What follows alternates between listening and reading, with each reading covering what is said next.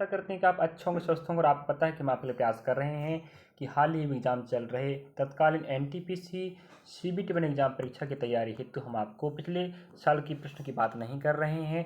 हाल ही में एग्ज़ाम चल रहे हैं जीके जीएस का प्रश्न का हम आपको एनालिसिस कवर करा रहे हैं, जो भी 100% सही और सटीक याद रखें। और आज की तारीख आप थंबनेल देख कर ही पहुँचे होंगे। आपको बता दें, हम आज 17 जून 2025 का शिफ्ट नंबर पहला कवर कर रहे हैं। इसके बाद आपको बता दें, हम सेकेंड शिफ्ट तो कवर नहीं कर पाएंगे कुछ समस्या के कारण। तो पहला शिफ्ट अगर आप एग्ज़ाम था तो आप हमें देख सकते हैं, और 2-3 दिन हम क्लास नहीं लगा पाएंगे रिकॉर्ड क्लास, तो आप ध्यान रखेंगे, थोड़ा सा अपनी पढ़ाई करते रहें आप लोग और लास्ट तक बने रहिएगा। आपको सीखने को फ़ायदा मिलेगा और अगली शिफ्टों में आपको 100% सही और सटीक जानकारी के साथ हम प्रयास करेंगे कि आपको वहाँ पर आपको काम दें, और इतने व्याख्या सहित जानकारी बताएंगे विद्यार्थियों को, आपको फायदा ही होगा। चलिएगा, और आप प्रश्नों का पैटर्न समझेंगे, प्रश्न का तरीका देखेंगे, किस अध्याय से या किस टॉपिक से या किस सब्जेक्ट से कितने प्रश्न आ रहे हैं व किस लेवल के आ रहे हैं। वही दिखाने के लिए हम जो प्रयास कर रहे हैं आपको जीके जीएस का एनालिसिस। अगर आप नए हैं तो आपको बता दें, हमारे चैनल में आप जाके देख सकते हो, RRB NTPC CBT 1 GK GS के एनालिसिस के प्लेलिस्ट में आप देख सकते हो। नाइट ब्लाइंडनेस, जिसे हम रतौंधी के रूप में जानते हैं, नाइट ब्लाइंडनेस मुख्य रूप से किस विटामिन की कमी के कारण होता है? याद रखेंगे, विटामिन ए। अगर आपको बोलेगा रतौंधी, तो क्या होता है, आप रात में ठीक तरीके से नहीं देख सकते, तो उस बीमारी को हम रतौंधी कहते हैं। और रतौंधी अगर पूछे किस विटामिन की कमी से होता है, तो आप क्या बोलेंगे? ए, जिसका रासायनिक नाम क्या है? रेटिनॉल। तो यहाँ पर इतना फैक्ट हमने जोड़ के बता दिया है कि आप समझ पाओगे। रतौंधी किस विटामिन का कमी कारण? ए। इस विटामिन ए का रासायनिक नाम रेटिनॉल है। और अगर रतौंधी नहीं बोला तो क्या बोलेगा? नाइट ब्लाइंडनेस, मतलब रात में दिखाई नहीं देना, इसका लक्षण। आपको एक्स्ट्रा फैक्ट मिलेगा जो आपको आगामी शिफ्टों में और आगामी भर्ती परीक्षा में आप काम देगा। और याद रखें, तकनीशियन का जो अपकमिंग भर्ती परीक्षा था वो आ चुका। एएलपी का 2025 का फॉर्म फिल हो चुका है, जल्द एग्जाम डेट आ जाएगा। और 2025 का तकनीशियन का जो वैकेंसी वो आ चुकी है, ध्यान रखें। आप फॉर्म फिल करने का डेट पता कर सकते हैं। विटामिन बी 1, जिसका रासायनिक नाम थायमीन है, तंत्रिका तंत्र और मांसपेशियों के लिए जरूरी है। इसकी कमी से बेरी-बेरी होता है। विटामिन सी, जिसे हम एस्कॉर्बिक अम्ल कहते हैं। विटामिन ए का नाम आपने जाना रेटिनॉल है, बी का नाम थायमीन है, विटामिन सी की बात कर रहे हैं, इसे हम विटामिन सी को रासायनिक रूप में एस्कॉर्बिक अम्ल कहते हैं। रोग प्रतिरोधक क्षमता के लिए जरूरी है, इसकी कमी से स्कर्वी होता है। तो ए की कमी से रतौंधी, बी की कमी से आप देख पाएंगे बेरी बेरी, सी की कमी से स्कर्वी होता है। तो हमने ए बी सी बताया, उनका रासायनिक नाम बताया है, उनसे होने वाले रोग बताया। अगले सिम्टम पूछेगा तो आप आराम से बना पाओगे, हमें उम्मीद है। प्रश्न की बात, अगला फैक्ट की बात करें, विटामिन डी। विटामिन डी को कैल्सीफेरॉल कहते हैं रासायनिक रूप में, हड्डियों के लिए जरूरी है। इसकी कमी से रिकेट्स बच्चों में होता है और युवाओं में ऑस्टियोमलेशिया होता है। और हमने ए बी सी और डी बताया, इसका रासायनिक नाम बताया, ए का बीमारी बताया, बी का रासायनिक नाम बताया, बीमारी बताया। उसी प्रकार हमने सी और डी का भी बताया है। तो आप लोग 100% यकीन के साथ पढ़ सकते हो और आगामी तैयारी हमारे साथ कर सकती हो। लास्ट तक बने रहें, आपका ही फायदा होगा। अगला प्रश्न आप देख पा रहे होंगे, अनुच्छेद 240 के अनुसार केंद्र सरकार को किस विषय पर विशेष शक्ति प्राप्त है? मतलब अनुच्छेद 240 में आपको कुछ दिया है डाटा, वो पूछ रहा उसके अनुसार केंद्र सरकार को किस विषय पर अधिक शक्ति प्राप्त है। तो याद रखेंगे, अनुच्छेद 240 में विधायिका शक्तियों का विभाजन किया गया है, जिसमें 3 सूचियां शामिल हैं, संघ सूची, राज्य सूची, समवर्ती सूची। तो याद रखेंगे, इन सूचियों की बंटवारा की अगर अनुसूची की बात करें तो अनुसूची नंबर 7 आता है। अगर आपको पता होना चाहिए कि मूल संविधान में 8 अनुसूचियां थी, अब 12 हो गए, तो 12 में से आप देखेंगे 7वें नंबर में सूचियों का बंटवारा। संघ, ये सूची केंद्र सरकार के अधीन रहेगी, राज्य के अधीन, और समवर्ती की बात करें तो दोनों के अधीन रहने वाली सूचियों को हम समवर्ती सूची के। अगला प्रश्न आप देख पा रहे होंगे, सॉरी अगला डाटा आप देख लीजिए यहाँ पर। अनुच्छेद 240 के अनुसार केंद्र सरकार को संघ सूची में शामिल विषयों पर कानून बनाने की विशेष शक्ति प्राप्त है। इसका मतलब कि रक्षा, विदेशी मामले, मुद्रा आदि जैसे राष्ट्रीय महत्व के विषयों पर कानून बनाने का अधिकार केवल संसद के पास है, राज्य सरकार के पास नहीं है। तो जो सूचियां आपके संघ सूची में आएंगी, उनके पास या उस क्षेत्र में जितनी भी सूचियां हैं संघ सूची में, उस सब का अधिकार केंद्र सरकार के पास रहेगा। और बात करें अगर राज्य सूची की, तो आपने समझा संघ सूची में सिर्फ संघ या केंद्र सरकार ही उस पर नियम बना सकती, कानून बना सकती, उन्हें पारित कर सकती है। और राज्य सूची की बात करें, इस सूची में शामिल विषयों पर कानून बनाने का अधिकार है केवल राज्य में विधानमंडलों को। ठीक है, तो राज्य में जो भी विधानमंडल होगा, विधानसभा होगा, वही इन सूचियों पर कानून बना सकता, याद रखेंगे। और एक सूची आपको हमने बताया था अभी, समवर्ती सूची। इस सूची में शामिल विषयों पर कानून बनाने का अधिकार संसद और राज्य विधानमंडल दोनों को है। मतलब राज्य सरकार और केंद्र सरकार के जो राज्य में विधानसभा होता है, केंद्र में संसद होता है, दोनों मिलकर ही कानून बना सकते हैं। लेकिन यदि किसी विषय पर दोनों की कानून में टकराव होता है तो संसद द्वारा बनाया गया कानून ही मान होगा। कहने का मतलब क्या है, अगर समवर्ती सूची में जो विषय है उस पर आपको कोई कानून बनाना है तो दोनों मिलकर कानून बनाएंगे। अगर राज्य सरकार टकराव कर देता है, नहीं आप गलत कर रहे हो, तो संसद द्वारा बनाया गया कानून ही मान होगा। तो ये फैक्ट आप समझा होगा। अगला प्रश्न आप देख पा रहे होंगे, एक्सेल में B5 को कैसे लिखते हैं। एक्सेल में B5 का मतलब कॉलम बी और पंक्ति 5 रो में स्थित सेल होता है। यह एक सेल एड्रेस है जिसका उपयोग स्प्रेडशीट में एक विशिष्ट सेल को संदर्भित करने के लिए किया जाता है। और आपको बता दें, कंप्यूटर से लगभग 4 से 5 प्रश्न आ रहे हैं, ध्यान रखें। कंप्यूटर से, समझे, कंप्यूटर से लगभग 4 से 5 प्रश्न एग्जाम में आ रहे हैं। शॉर्टकट का प्रश्न आ रहा है, थोड़ा हटीला से प्रश्न याद रखें, क्योंकि भाई सेंट्रल गवर्नमेंट का जॉब है, एनटीपीसी का कोई मामूली बात नहीं है। आपको अधिकारी कर्मचारी बनाएगा तो थोड़ा पढ़ने वाले बच्चों को लेगा ना, तो पढ़िएगा। अगला प्रश्न आप देख पा रहे होंगे, संविधान के किस अनुच्छेद में अल्पसंख्यकों के हितों का संरक्षण प्रदान किया गया। अनुच्छेद 29 याद रखें। अनुच्छेद 29 कहता है कि भारत के क्षेत्र या उसके किसी भाग में रहने वाले नागरिकों के किसी भी वर्ग की अपनी एक विशिष्ट भाषा, लिपि या संस्कृति है। नागरिकों को उसे संरक्षित करने का अधिकार है।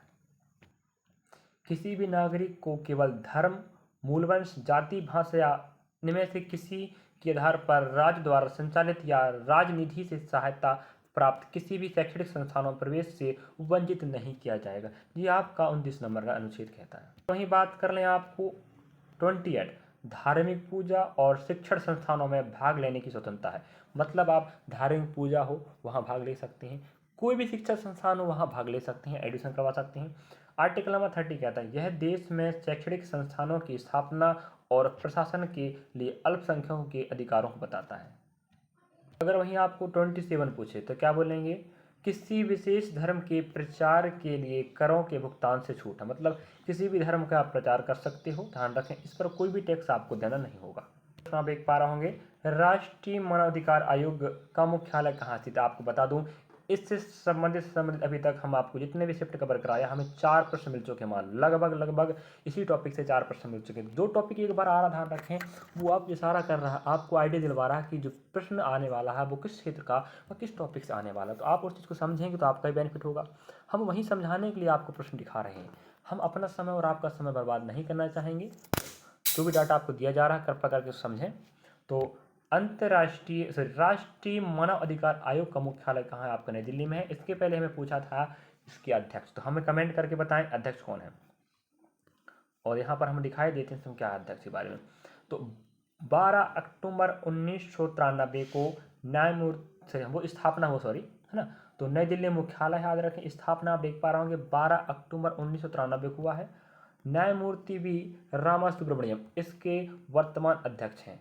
अध्यक्ष और सदस्यों का कार्यकाल 3 वर्ष या 70 वर्ष तक आयु तक होता है। ठीक है, जो भी पहले हो, मतलब या तो 3 वर्ष या 70 वर्ष। तो ध्यान रखें, जो कार्यकाल हुआ है रहा है अध्यक्ष का चाहे सदस्य का, वो 3 वर्ष रहेगा और 70 साल, जो पहले हो जाए। 2019 में संशोधन के बाद 2019 में संशोधन के बाद कार्यकाल 5 वर्ष से घटाकर 3 वर्ष कर दिया। इसका मतलब क्या है कि 2019 के पहले ये 5 साल था, ठीक है। अब 2019 के बाद 3 साल कर दिए गए, 70 वर्ष। भारत में राष्ट्रीय मानवाधिकार आयोग, जिसे हम NHRC में कुल 12 सदस्य होते हैं। इसमें एक अध्यक्ष होगा, 5 पूर्णकालिक सदस्य होंगे और 7 पदेय सदस्य होंगे। तो ये भी प्रश्न बनता है कि क्या NHRC में कितने पूर्णकालिक सदस्य होते हैं। तो आप बोलेंगे 1 नहीं 5, अध्यक्ष 1 रहेगा, समझे, और 7 आपके पदेय सदस्य होते हैं। तो ध्यान रखें, इस चीज़ को पूछता है। पहले 5 साल, अब हो गया। अगला प्रश्न आप देख पा रहे होंगे, रामौसी विद्रोह किसके विरोध में हुआ था, मुगल राजपूत या ब्रिटिश। आपको बता दूं, विद्रोह से प्रश्न हमें हर शिफ्ट में पूछ रहा है, चाहे वो कोई सा भी विद्रोह हो, एक ना एक प्रश्न आ ही रहा हर शिफ्ट में। तो रामोसी विद्रोह ब्रिटिश शासन के विरोध में हुआ था। यह विद्रोह ब्रिटिश शासन की नीतियों, विशेषकर भूमि कर की भारी दर और कठोर संग्रह प्रणाली का विरोध में था। तो अंग्रेजों के विरुद्ध हुआ था, याद रखेंगे। तो रामोसी विद्रोह ब्रिटिश शासन के विरोध में हुआ था। और आप समझ पा रहे होंगे जो ब्रिटिश सरकार की जो नीतियां थी और साथ में जो विशेष भूमि का जो कर था या कठोर संग्रह, इन सब परिस्थितियों नियमों के खिलाफ यह विद्रोह छेड़ा गया था। और याद रखेंगे जो रामोसी विद्रोह है 1822 ईस्वी में महाराष्ट्र के पश्चिमी घाट क्षेत्र में हुआ था। ठीक है, और आप समझ पाए होंगे क्या रामोसी विद्रोह 1822 ईस्वी में महाराष्ट्र के पश्चिमी घाट मुख्य रूप से सतारा और पुणे क्षेत्र में हुआ था। रामोसी विद्रोह का नेतृत्व मुख्य रूप से चित्तूर सिंह और उमाजी नाइक ने किया था। तो इतना फैक्ट कौन बताएगा जी, बताओ। इतना सारा हम फैक्ट बताते हैं आपको, ये आपको अगली भर्ती में काम दे सके। तो आप लोग हमें सपोर्ट करना चाहते कर सकते हैं, और बड़ी मेहनत और शिद्दत के साथ आपको प्रयास करते हैं। डाटा खोजना पड़ता है स्रोतों के माध्यम से और आपको बताते हैं, समझाते हैं। भले छोटा चैनल याद रखें, लेकिन आपको एक्यूरेट, सही और सटीक देंगे। अगर आप एग्जाम था 17 जून फर्स्ट शिफ्ट, तो आप हमें कमेंट करें अगर आप देख रहे हैं तो कैसे प्रश्न आए थे।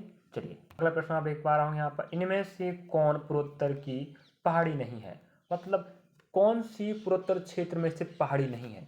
क्या नागा पहाड़ी, खासी पहाड़ी, पटकाई पहाड़ी। तो आपको पहाड़ी वाला प्रश्न भी आ रहा है, नीलगिरी पहाड़ी, अन्नामलाई पहाड़ी, ऐसा प्रश्न कई बार पूछ चुका है।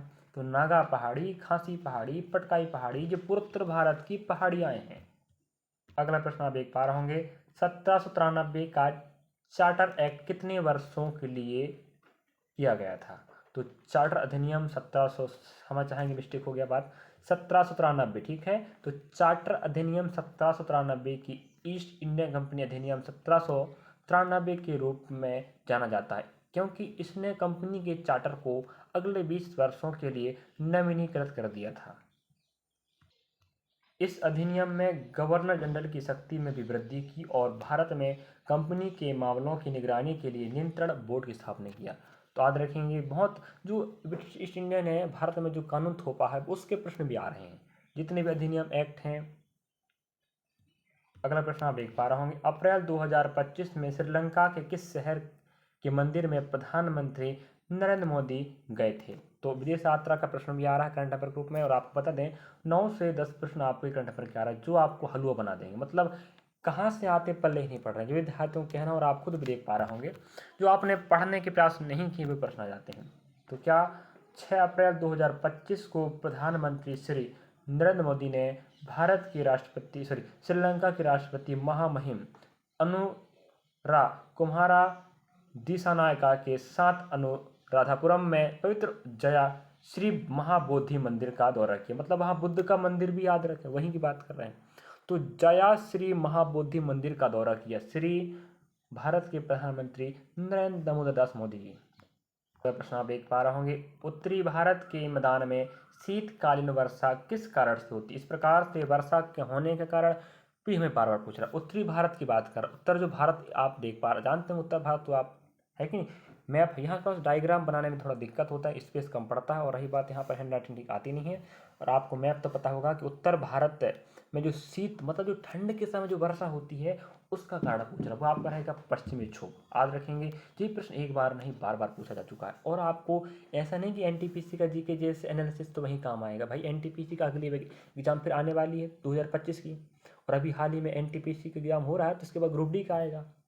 इसके बाद फिर अंडर ग्रेजुएट एग्जाम एनटीपीसी का भी तो है, सीबीटी 2 भी एग्जाम भी तो है। तो फिर तो पश्चिमी विक्षोभ, तो इतना फैक्ट बताएंगे आपको काम। अगला प्रश्न आप देख पा रहे होंगे, जब आप कंप्यूटर में स्लाइड शो जैसे पावर पॉइंट चला रहे हैं और चाहते हैं कि कोई आपकी स्लाइड ना देख सके, तो इसके लिए आप क्या प्रयोग करेंगे। तो आप ब्लैक स्लाइड या ब्लैक स्क्रीन का प्रयोग कर सकते हैं। ये आपका आंसर। अगला प्रश्न आप देख पा रहे होंगे, विश्व बैंक ने भारत की जीडीपी में विकास दर कितना निर्धारित किया है। 2023-24 में बात प्रश्न पूछ रहा है, ये आपका करंट अफेयर का राशि का। विश्व बैंक ने भारत की जीडीपी दर, जिसे हम जीडीपी मतलब होता है ग्रोथ डोमेस्टिक प्रोडक्ट, मतलब सकल घरेलू उत्पाद की बात कर रहा है। विश्व बैंक ने भारत की सकल घरेलू उत्पाद वृद्धि दर 2023-24 के लिए 6.3% निर्धारित की थी। बाद में भारत की वास्तविक वृद्धि दर मतलब 8.2% है, लेकिन विश्व बैंक का अनुमान 6.3 था। तो 6.3 अनुमान लगाया था विश्व बैंक ने, ठीक है, वर्ल्ड बैंक ने, लेकिन भारत ने उस चीज़ को नकारते हुए आगे बढ़ गया। कितना कर दिया? 8.2%। अगला प्रश्न आप देख पा रहे होंगे, फिलीपींस के साथ $200 मिलियन का रक्षा समझौता किस मिसाइल प्रणाली के खरीद के लिए किया गया? याद रखेंगे, आकाश मिसाइल प्रणाली के लिए फिलीपींस के साथ भारत ने रक्षा समझौता किया, वो भी कितने का? $200 मिलियन का। तो ऐसे प्रश्न पूछेगा तो ना क्या पूछेगा बताओ? तो उसका नाम क्या? आकाश मिसाइल प्रणाली। यह जमीन से हवा में मार करने वाली मिसाइल की एक प्रणाली है जिसे भारत के DRDO ने विकसित किया है। इसका कहने का मतलब है, हाँ, मतलब भारत अब किसे बेचेगा? फिलीपींस को। और रक्षा समझौता हुआ, याद रखेंगे, $200 मिलियन का। और किसने बनाया इसको? आकाश मिसाइल जो प्रणाली, याद रखेंगे, इसका निर्माण भारत के DRDO ने बनाया और यह जमीन से हवा में मार करने की क्षमता रखता है। नेक्स्ट फैक्ट देखिएगा, यह सौदा भारत और फिलीपींस के बीच दूसरा सबसे बड़ा रक्षा निर्यात है। इससे पहले 2022 में $375 मिलियन का ब्रह्मोस मिसाइल सौदा भी हुआ था। तो देखेंगे 2022 में भी समझौता हुआ था और 375 का, अभी आप देख पा रहे हैं $200 मिलियन का आपका जाने वाला है। कौन? आपका आकाश मिसाइल प्रणाली जो हवा में मार करेगा जमीन से। अगला प्रश्न आप देख पा रहे होंगे, रणजी ट्रॉफी 2024-25 का खिताब विदर्भ ने जीता है। विदर्भ टीम के कप्तान कौन थे? तो आपको पता चाहिए, रणजी, याद रखेंगे, यह क्रिकेट से संबंधित ट्रॉफी है और बहुत शानदार ट्रॉफी है, एक राष्ट्रीय चैंपियन ट्रॉफी, याद रखेंगे। इस ट्रॉफी की बात कर रहा है तो विदर्भ टीम ने जीता है। तो कप्तान, विदर्भ टीम के कप्तान अक्षय वाडकर और केरल टीम के कप्तान सचिन बेबी थे। बेबी, ठीक है, मतलब आप समझिए विदर्भ टीम ने जीता और केरल ने उप जीता। First number, second number. तो याद रखेंगे, अगली बार कुछ और पूछ सकता है। तो यह एक्स्ट्रा फैक्ट हम आपको बताया। अगला, फाइनल मैच में केरल के खिलाफ जीत तो दर्ज नहीं की, लेकिन पहली पारी की बढ़त के आधार पर विदर्भ टीम को जीत मिल गई। मतलब यहाँ आप कह सकते हो केरल और विदर्भ के बीच फाइनल मैच चला, लेकिन जीत तो दर्ज नहीं किया, लेकिन पहली पारी की बढ़त के आधार पर इसे जीत करार दिया गया है। क्या समझिए? आप समझ गए होंगे, मुझे पता है,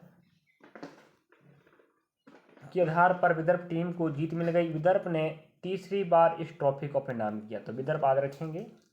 तो आप हमें कमेंट करके बताएं विदर्भ क्षेत्र या विदर्भ टीम है वो किस क्षेत्र की है, किस राज्य की है।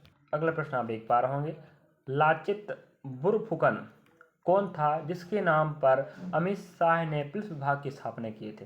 तो लाचित बरफुकन असम के एक महान योद्धा थे जिन्होंने 17वीं शताब्दी में मुगलों के खिलाफ असम की रक्षा में अहम भूमिका निभाई थी। उन्हें असम की स्वतंत्रता और वीरता का प्रतीक माना जाता है। और रही बात, केंद्रीय गृह मंत्री अमित शाह ने असम के टेर गांव में लचित बरफुकन पुलिस अकादमी का उद्घाटन किया, जो अत्यधिक पुलिस प्रशिक्षण संस्थान है और इसका नाम इस महान योद्धा के नाम पर रखा गया है। ठीक है, याद रखेंगे, लाचित बरफुकन एक असम के प्रमुख स्वतंत्रता क्रांति, याद रखें, उन्हीं के नाम पे उन्होंने इस पुलिस जो प्रशिक्षण केंद्र का नाम रखा है जो असम में रहे। प्रश्न आप देख पा रहे होंगे, IMF मतलब अंतर्राष्ट्रीय मुद्रा कोष की बात हो रहा है। इसके पहले भी इसका प्रश्न आ चुका है। जनवरी 2025 में विश्व आर्थिक विकास का अनुमान कितना प्रतिशत रखा भारत के लिए? तो रहेगा 3.3%। अगला प्रश्न आप देख पा रहे होंगे, विंडोज में डिलीट होने के बाद फाइलें कहाँ चली जाती? और ये प्रश्न आपको पता लगभग 4 बार आ चुका है मेरे ख्याल से, क्योंकि मैं 5 तारीख, 6 तारीख, 7, 8 अवकाश, तो 9 का 10 का बनाया हूँ, 11, 12, 13 से पर डे प्रयास कर रहा हूँ आपको एक एक दो शिफ्ट बताने का। और थोड़ा समय का अभाव रहता है क्योंकि हम ऑफलाइन क्लास भी लगाते हैं, इस चक्कर समय नहीं मिल पाता। तो समय निकाल कर आपने हम जानकारी प्रयास करते हैं जुटाने का और आपको समझाने का। जितने भी वीडियो बना चुके हैं आप उन्हें देख सकते हैं। अगर आप एग्जाम लेट है, एनालिसिस करोगे तो आपको बहुत फ़ायदा होगा। और एक्स्ट्रा फैक्ट हम बता देते हैं जिससे क्या होता है, जानकारी और मज़ा आता पढ़ने में। रिसाइकल बिन क्या समझे आप? अगर आप मुख्य रूप से अगर आप डिलीट करते हो तो वो रिसाइकल बिन में जाके सेट हो जाता। अगर आपने वहाँ विशेष समय सेट करके रखा है तो विशेष समय के बाद वो अपने आप डिलीट हो जाएगा, वहाँ से आप वापस भी ला सकते हैं रिसाइकल बिन से। अगला प्रश्न आप देख पा रहे होंगे, निम्नलिखित में से किसका उपयोग एरोसोल प्रलोदक प्रशीतन और वातानुकूलन प्रयोजन के लिए किया जाता है, वो है फ्रीऑन। और याद रखें, जैसे आप बात करें रेफ्रिजरेटर हो गया, है कि नहीं, इस प्रकार से आपको फ्रिज हो गया, इन सब में इसी का उपयोग किया जाता है। फ्रीऑन एक प्रकार गैस याद रखें जो आपका शीतलन गैस है। इसके पहले भी इस गैस के बारे में प्रश्न आ चुका है, आपको बता दूं, इंतला कर दूं। अगला प्रश्न आप देख पा रहे होंगे, वित्त वर्ष 2025-26 के लिए नए कर व्यवस्था में वेतनभोगी व्यक्तियों के लिए कितने लाख की आय पर कोई आयकर नहीं लगेगा। तो देख लीजिएगा, 12.75 लाख रुपए तक की आय पर कोई आयकर नहीं लगेगा। यह सीमा 75,000 की मानक कटौती के कारण है, जिससे 12 लाख तक की आय के साथ जोड़ा गया है। प्रश्न आप देख पा रहे हैं, लास्ट तक बने रहें, आपको फायदा होगा, ध्यान रखें। तो आप बीच में ना भागेंगे, अगर देख रहे हैं तो लास्ट तक देखें, ध्यान रखें। रामापा मंदिर, जिसे काकतीय कुद्रेश्वर मंदिर के नाम से भी जाना जाता है, किस राज्य में है? तेलंगाना। याद रखेंगे। और आपको मदुरई मंदिर पूछे तो आप क्या आंसर देंगे? क्योंकि मदुरई मीनाक्षी मंदिर, सॉरी हाँ, समझ आएंगे, मीनाक्षी मंदिर कहाँ था, क्या बोलेंगे? मदुरई। और मदुरई कहाँ पर? तमिलनाडु में। जो प्रसिद्ध मंदिर हैं इन्हें प्रश्न पूछ लेता है। तिरुपति मंदिर कहाँ बताएं बालाजी का? कमेंट करके बताएंगे। निर्माण की बात करें इस मंदिर की तो 13वीं शताब्दी में काकतीय राजा गणपति देव के सेनापति चेरेचारला रुद्र द्वारा करवाया गया था। मंदिर का निर्माण लगभग 40 वर्षों तक चला था, याद रखें। अगला प्रश्न आप देख पा रहे होंगे, अंधी मलाई कहानी के लेखक कौन? तो आप देख पा रहे होंगे पुस्तक का प्रश्न आया है, और कुछ पहले भी पुस्तक का प्रश्न आ चुका, याद रखेंगे, महादेवी वर्मा। मैं तो अपने ख्याल से बताऊं, थोड़ा सा पैटर्न चेंज कर रहा है, हर शिफ्ट में याद रखें पैटर्न चेंज करके दे रहा है, तो हर दिन का थोड़ा सा डाटा हम इकट्ठा कर रहे हैं, याद रखें। तो मेरे ख्याल से ना कम से कम आपको पता है कि पूरे 40 प्रश्न एग्जाम आने वाले, 40 में आप बता दें, आपके पास हाँ 9 से 10 प्रश्न आप किसके आएंगे? करंट अफेयर कन्फर्म हो गया। 4 से 5 आपके वो कंप्यूटर के आएंगे, बाकी आप इतिहास, भूगोल, राज्य अर्थशास्त्र, ये थोड़ा सा हाटीला से प्रश्न आ रहे हैं, मतलब स्टैटिक जी की जिसकी बात करें तो बहुत कम दे रहा है कि नहीं। चलिए, तो अंधी मलाई की बात करें तो महादेवी वर्मा द्वारा लिखित एक। और अगला प्रश्न आप देख पा रहे होंगे, जीएसटी धारा वो क्या है? जीएसटी है गुड्स सर्विस टैक्स, वस्तु एवं सेवा कर। इसके पहले भी इसका प्रश्न आ चुका है। मैं आई क्या है? आप जानते होंगे जीएसटी में जैसे अंतरराज्यीय लेन देन पर लगता है। देखें आगे आपको बताने वाले पूरी बात देखिएगा। कहने का मतलब ये है कि स्टेट जीएसटी की बात करें, अगर एस लगा तो क्या बोलेंगे? स्टेट। राज्यों पर लगाया गया कर, मतलब राज्यों द्वारा लगाया जाने वाला कर को हम क्या बोलते हैं? एसजीएसटी। अगर सीजीएसटी लिखा मतलब केंद्र सरकार द्वारा, अगर जिस वस्तु पर केंद्र सरकार कर लगाया है जीएसटी वाला तो उसे हम बोलेंगे सीजीएसटी, और स्टेट लगाया तो एसजीएसटी, ठीक है। और वहीं आप देख पा रहे होंगे, अगर आप पर आई लग गया मतलब होता है इंटीग्रेटेड जीएसटी, मतलब होता है अंतरराज्यीय लेन देन। तो इसका मतलब वही होता है, अंग्रेजी में बोलेंगे तो आप समझे इंटीग्रेटेड, और हिंदी में क्या बोलेंगे? अंतरराज्यीय। अगर यहाँ वीएटी मतलब वीएटी, और आप देख पा रहे एक्साइज जीएसटी में समाहित हो जाते हैं। अगला प्रश्न आप देख पा रहे होंगे, राजस्थान की सबसे बड़ी कृत्रिम मानव निर्मित झील निम्नलिखित में से कौन है? मतलब मानव निर्मित झील की बात कर रहा है, याद रखें, क्योंकि राजस्थान में झील है जैसमंद झील, इससे ढेबर झील के नाम से भी जाना जाता है। ढेबर यह उदयपुर जिले में स्थित, याद रखेंगे। तो जैसमंद झील याद रखेंगे जो आपके राजस्थान में स्थित, और यह सबसे बड़ी कृत्रिम झील है जो मानव निर्मित है, जैसमंद झील उधर। अगला प्रश्न आप देख पा रहे होंगे, चंद्रगुप्त मौर्य के समय कौन सा यूनानी शासक भारत आया था? इसके पहले भी एग्जाम आ चुका है, याद रखें। मुगल वंश का प्रश्न पूछ रहा है, मराठा का प्रश्न पूछ रहा है, चंद्रगुप्त वंश का प्रश्न पूछ रहा है। तो आप लोग समझ लीजिएगा, प्रश्न अधिकांश मौर्य वंश का तो पूछेगा, अधिकांश देखोगे हर भर्ती मौर्य वंश का पूछता है।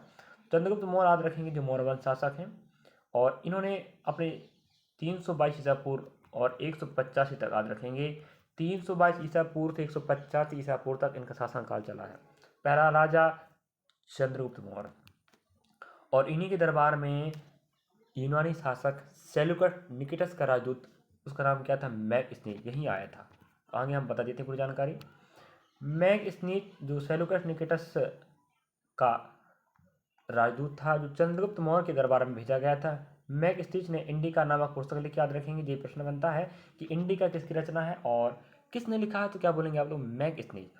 पुस्तक लिखी जिसमें मौर्य साम्राज्य के बारे में विस्तृत जानकारी मिलती। तो मौर्य साम्राज्य की जानकारी अगर आपको लेना है तो आप इंडिका पढ़ सकते हो, जिसके लेखक कौन है आपके मैगस्नीफ। और रही बात जे सेल्यूकस निकेटस का राजदूत हुआ करता था। अगला प्रश्न आप देख पा रहे होंगे, लोकपाल और लोकायुक्त अधिनियम कब आया था। तो लोकपाल और लोकायुक्त अधिनियम की बात कर रहा, लोकपाल और लोकायुक्त अधिनियम याद रखेंगे 2013 में आया था। भारत की संसद द्वारा पारित किया गया था और इसे 1 जनवरी 2014 को राष्ट्रपति की स्वीकृति मिली थी। यह अधिनियम 16 जनवरी 2014 को लागू हो गया। तो 2014 को याद रखेंगे लागू हो गया। 13 में संसद में पारित हुआ, 14 में राष्ट्रपति ने अनुमोदित कर दिया और 14 में उसे लागू कर दिया। अगला प्रश्न आप देख पा रहे होंगे, सिंधु घाटी सभ्यता का स्थल धौलावीरा किसके लिए प्रसिद्ध था। और सिंधु घाटी का प्रश्न आ रहा है, मैं पहले बता चुका हूँ। जो एक टॉपिक अगर एक बार आ गया ना तो आपको पता है वो चीज टॉपिक आता रहेगा। कुछ कुछ प्रश्न बदलाव होते हैं, बाकी तो कुछ हद तक आप कह सकते हो 70-80% वही पैटर्न चल रहा है। इस जी के जिस प्रश्न पूछ रहा है उसमें आपको इतिहास, भूगोल, राजनीतिशास्त्र वही टॉपिक आप कह सकते हो। धौलावीरा सिंधु घाटी सभ्यता का एक प्रमुख स्थल है, याद रखें, जो अपनी उन्नत शहरी नियोजन, याद रखेंगे, विशाल किलेबंदी, उच्च स्तरीय जल प्रबंधन प्रणाली और परिष्कृत जल संचयन व निकास व्यवस्था के लिए प्रसिद्ध है। मतलब यहाँ पर इतना व्यवस्था था माना जाए एक शहर के बराबर। शहर में जिस प्रकार से व्यवस्थाएं होती हैं उसी प्रकार से यहाँ पर सिंधु घाटी सभ्यता का धौलावीरा। अब हमें कमेंट बताएंगे आप लोग कि धौलावीरा कहाँ पर स्थित है, किस राज्य में है, किस देश में। चलिएगा, हम उम्मीद करते हैं आप लोग, शायद ये हमारा लास्ट प्रश्न रहेगा, आगे और बढ़ना पड़ेगा अभी। अब हमारा ये वीडियो समाप्ति कगार पर है तो लास्ट तक बने रहें। स्प्रिंग में मुख्य रूप से कौन सी तरंग उत्पन्न होती, याद रखें, अनुदैर्ध्य तरंग। तो स्प्रिंग में मुख्य रूप से अनुदैर्ध्य तरंग उत्पन्न होती है। अगला प्रश्न आप देख पा रहे होंगे, निम्नलिखित में से किसने लंदन में सर विलियम हॉटकर्जन वाइली को या वाइली की हत्या की थी। तो 1 जुलाई 1909 को लंदन में भारतीय क्रांतिकारी मदन लाल ढींगरा ने कर्जन वाइली की हत्या कर दी थी, जो लंदन में इंडिया हाउस के सदस्य थे।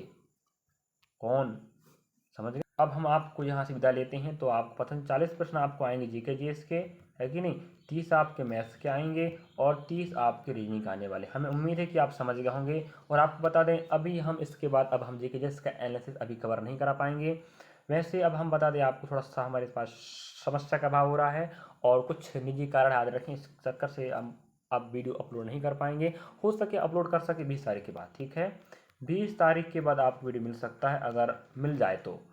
वैसे हम प्रयास करेंगे, लेकिन अब हम आपको बता दें अभी 2-3 दिन वीडियो नहीं मिल पाएगा, 2 या 3 दिन वीडियो नहीं मिलेगा। 20 तारीख के बाद आपको मिलने का चांस है। तो हम उम्मीद करेंगे आप अपनी पढ़ाई आगामी जारी रखें। अगर आप हमसे पढ़ने प्रयास कर रहे हैं, माना जाए पढ़ने का, तो हमें कमेंट करेंगे तो हम कहीं आपके लिए प्रयास कर सकें। बाकी हम अपनी तरफ से प्रयास करेंगे कि आपको बताने का वीडियो, लेकिन समय थोड़ा सा नहीं हो पाएगा क्योंकि निजी कारण से, इसलिए बोल रहे हैं। चलिए मिलेंगे नेक्स्ट पार्ट में। Thank for watching. और वीडियो अच्छा लगा तो लाइक सब्सक्राइब शेयर कीजिएगा और हमारा सहयोग करेंगे तो हम आपका सहयोग करेंगे और हौसला बढ़ेगा आपके सहयोग से, कमेंट से, कि वीडियो कैसा लग रहा है, आपके लाभकारी है या नहीं। अगर आप एग्जाम था तो आप हमें कमेंट करें कैसे प्रश्न आए थे या नहीं आए थे, या हम गलत बता रहे हैं, जिससे आगामी शिफ्ट में जो इनका एग्जाम है वो देख रहा है तो वो समझ सके कि यार हाँ सही से ठीक है या नहीं। चलिए मिलेंगे नेक्स्ट पार्ट में। और अपने आर्थिक रूप से कमजोर विद्यार्थी के पास आप शेयर करना चाहते कर सकते हैं, क्योंकि वो पढ़ सके। कम से कम आप नहीं पढ़ना चाह रहे हो, आप सक्षम हो, तो उस विद्यार्थी के पास शेयर करिए। विद्यार्थी पढ़ना चाहता है लेकिन कमज़ोर है आर्थिक रूप से, क्या करे। तो आप हमारी वीडियो के माध्यम से बता सकते हैं कि भाई